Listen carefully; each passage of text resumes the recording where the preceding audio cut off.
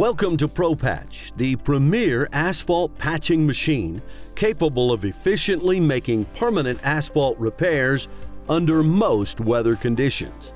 This training video will take you through the basic operations of the trailer version of the Pro-Patch.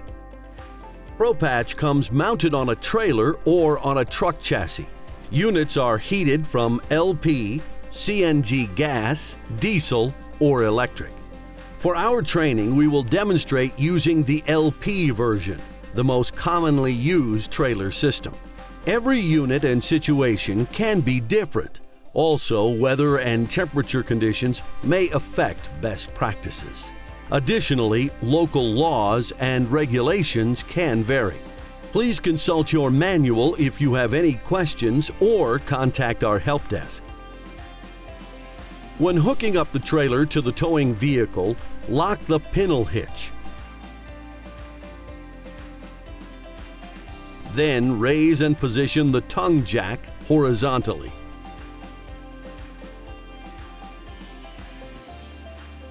Be sure to connect the safety chains.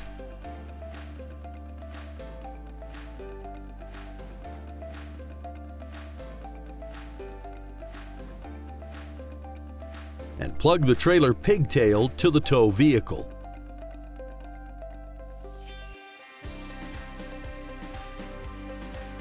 Test the lights and brakes.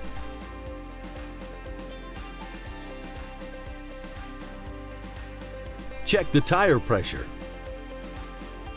Before leaving for the day, be sure you have a shovel, an asphalt lute, gloves, eye protection, and any other safety equipment.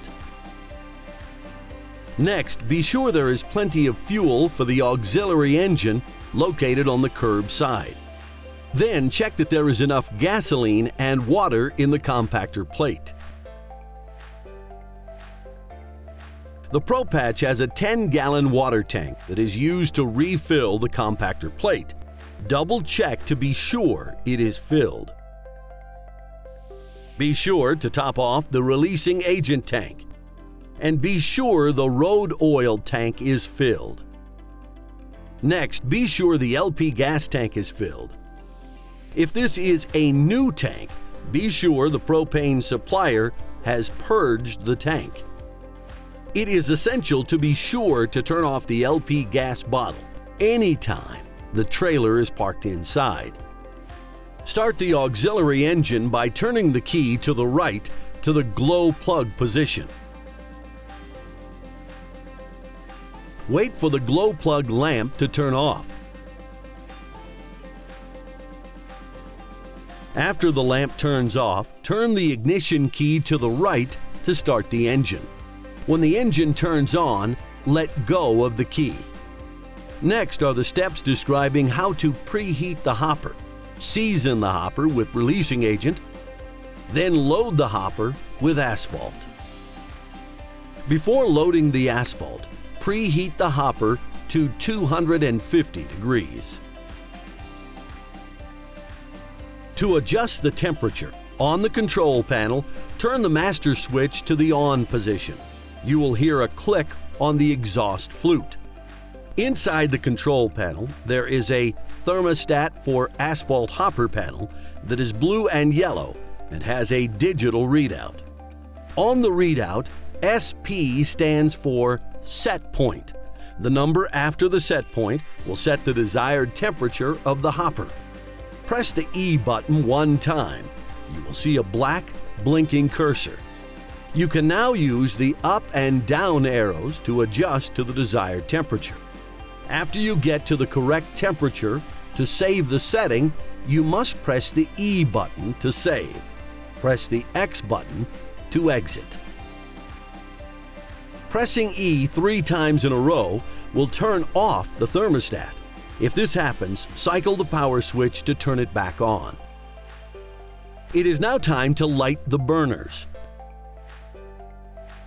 Be sure the auxiliary engine is running to avoid low voltage. Note that 12 volts is low voltage. To light the burners, go to the control panel and turn the dial from off to on. Wait 5 seconds for the safety lock to elapse. If the unit only has one burner, press the start button to turn on the burner. If the unit has 2 burners, press one start button, then press the second start button. The heating system of the hopper should now be turned on. After the hopper has been preheated, you will need to season the bed of the hopper with releasing agent. To use the releasing agent, inside the control panel, turn the power switch to the right. This will turn off the burners and allow to safely use the releasing agent. Releasing agent is used to keep the asphalt from sticking to the shovel, the chute, and the walls of the hopper. To spray the bed of the hopper with releasing agent, you will first need to open the hopper doors.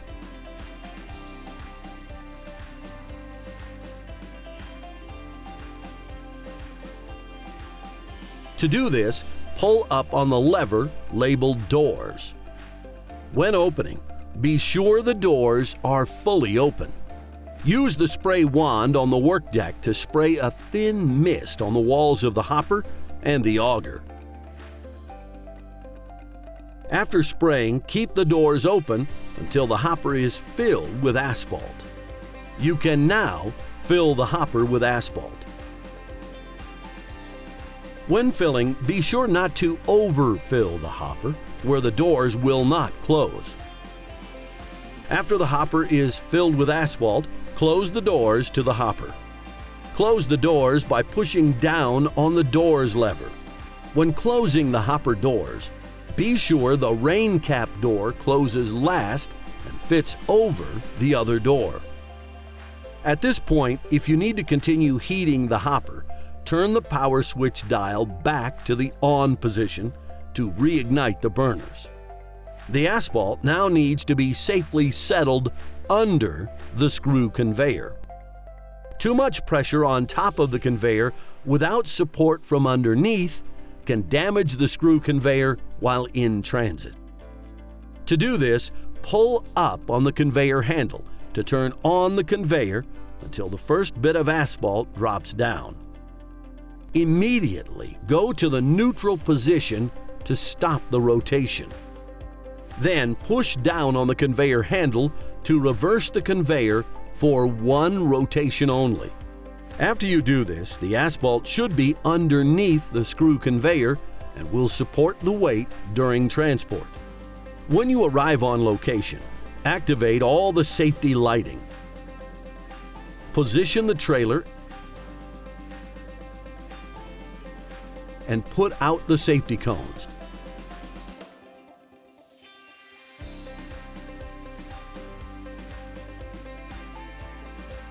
Remove the compactor plate. On the hoist controller, push down briefly to loosen the cable while with your other hand pulling the end of the cable, keeping it tight to prevent slack. Swing the arm around and attach the hook to the lifting eye on the compactor plate.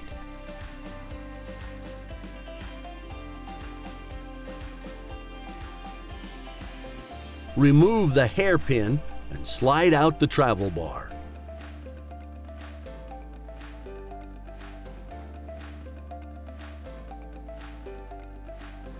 Have one person hold up the hook while the second person pulls up on the hoist controller. Once the compactor plate has cleared the platform, turn off the hoist.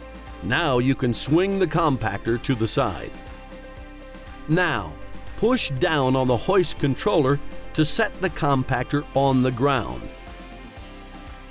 Release the hook and set the compactor to the side.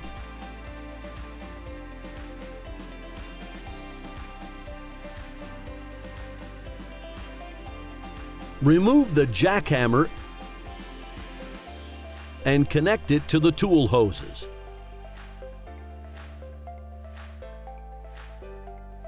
Throttle up on the auxiliary engine to maximum throttle.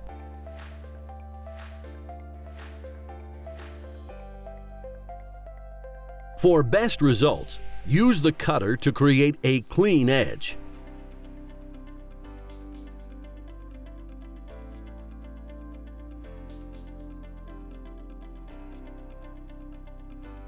Prep the hole by removing the debris.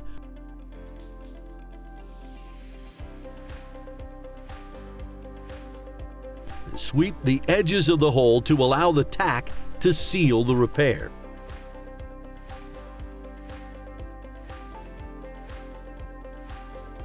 To improve the subbase, use the square tamper. The propane torch can be used to clean the asphalt tools. Use road oil to seal the edge of the hole. Extend the wand.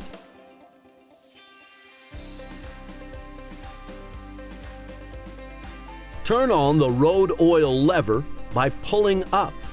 Turn the oil discharge valve to the spray position. On the wand, depress the dead man valve to spray. Spray enough tack to seal the edges and waterproof the hole. When done, release the dead man valve and push down the road oil lever to the neutral position. After each hole, you will spray the tack, then suck it back. If you don't suck the tack back, the tack will clog the line. To suck it back to the warm hopper, lower the road oil lever to reverse the pump. The wand operator will hold the wand up in the air while holding the dead man valve.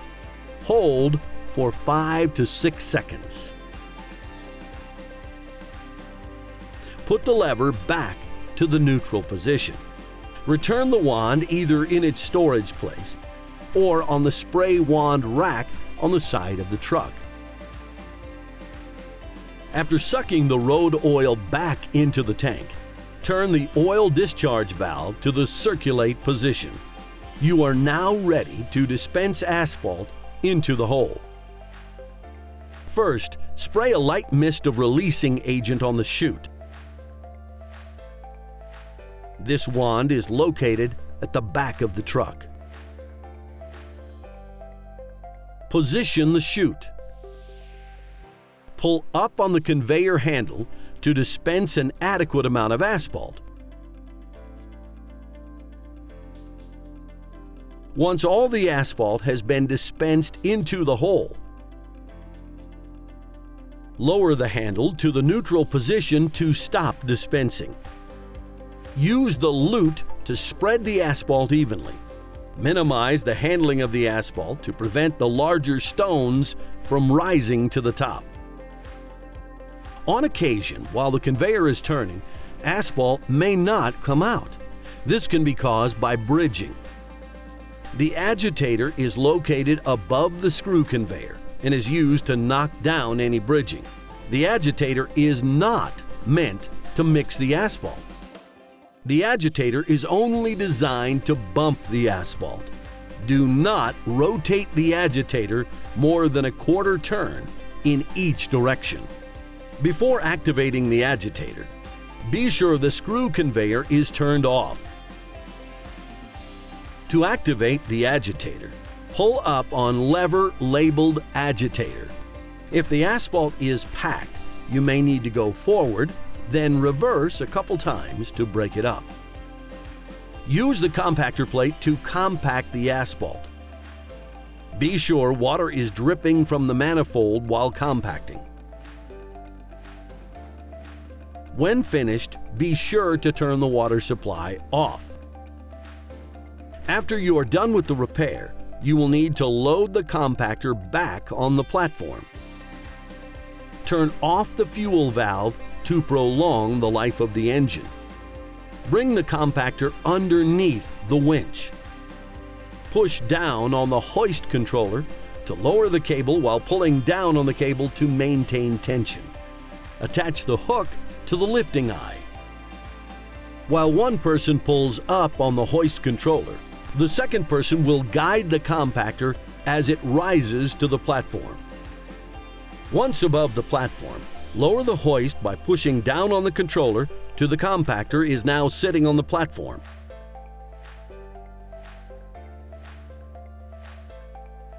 Unlatch the hook and swing the arm to the side of the trailer.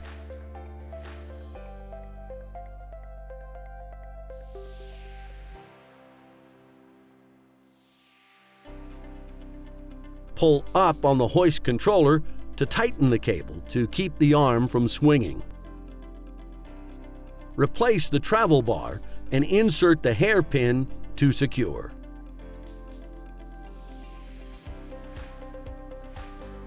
At the end of every day, the road oil pump and lines need to be flushed. It is essential to do this at the end of every workday. To do this, first, pull the releasing agent flush valve knob out completely. This knob is located on the curb side of the upper top of the emulsion tank. Caution: never reverse the pump while the knob is out to avoid head gasket damage. Then confirm the oil discharge valve is in the spray position. Point the road oil wand into a waste oil container that will be used to properly dispose of the releasing agent. Depress the dead man valve for 10 to 15 seconds. Start the road oil pump by raising the road oil lever so the releasing agent flushes out the road oil line. When the road oil line is flushed, turn off the road oil pump. Push the diesel flush valve knob back completely. If there is asphalt remaining in the hopper, plug in the 220 electric cord into the panel box to maintain heat to the hopper overnight. Small amounts of asphalt left in the hopper will dry out and is not recommended to leave in the hopper. It is essential to be sure to turn off the LP gas bottle anytime the trailer is parked inside. Park the trailer and shut off the master switch to turn off all systems to avoid draining the battery.